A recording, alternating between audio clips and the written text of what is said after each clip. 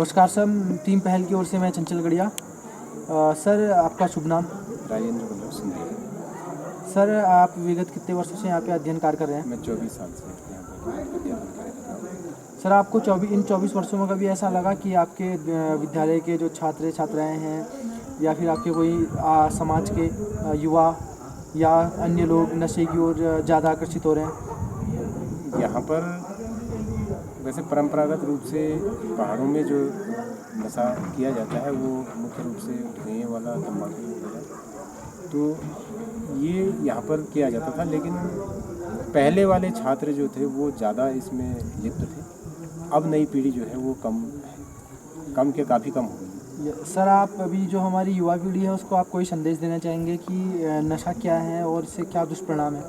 नशा जो है ये एक अपने आप को विपरीत परिस्थितियों में जब व्यक्ति होता है तो वो अपने आप को भुलाने के लिए कुछ गलत रास्ते अपना लेता है। उसके दिमाग पर असर पड़ता है, उसके दिमाग में कुछ समय के लिए वो उसको भूल जाता है और धीरे धीरे करके वो उसकी लत बन जाती है।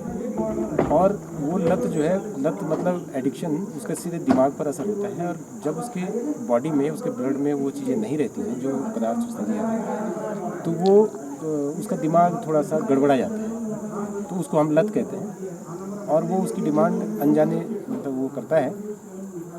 नशा किसी भी मायने में सही नहीं है, क्योंकि जहाँ नशा होता है एक तो व्यक्ति का शरीर खराब होता है उससे, दूसरा उसकी सामाजिक प्रतिष्ठा खत्म होती है क्योंकि उसको समाज को देने के लिए उतना समय नहीं मिल पाता, और तीसरा उसका जो शरीर, उसका समाज, उसका धन, परिवार, ये सारी चीज़ें उससे बर्बाद होती हैं। सर आप अभी जो हमारे युवा पीढ़ी है उनके माता पिता को आप कोई संदेश देना चाहेंगे कि किस प्रकार से अपने बच्चों पे काबू रखें? मैं काबू रखने की तो बाद में है। सबसे पहले बच्चों पर तब काबू रखा जाएगा, सबसे पहले अपने आप पर वो काबू रखें।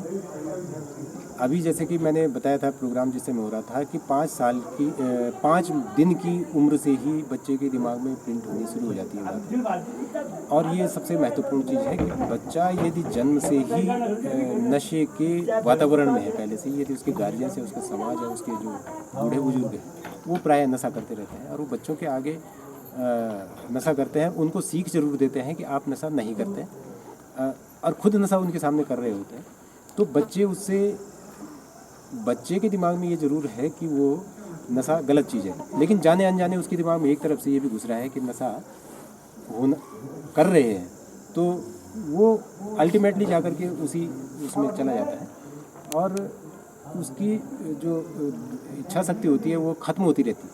जो दृढ़ इच्छा शक्ति होती है उसकी, वो धीरे धीरे खत्म होती रहती है, वो नशे की ओर को बढ़ता चला जाता है। जरा सा भी यदि उसके दिमाग में ये भी है कि ये गलत चीज़ है, लेकिन जरा सा भी उसको यदि कहीं टूट गया, कभी जीवन में कई प्रकार की घटनाएं होती हैं कि जिनसे उसका मनोबल थोड़ा सा डगमगाता है, तो वो उस नशे की शरण में पहुंच जाता है सबसे। धन्यवाद।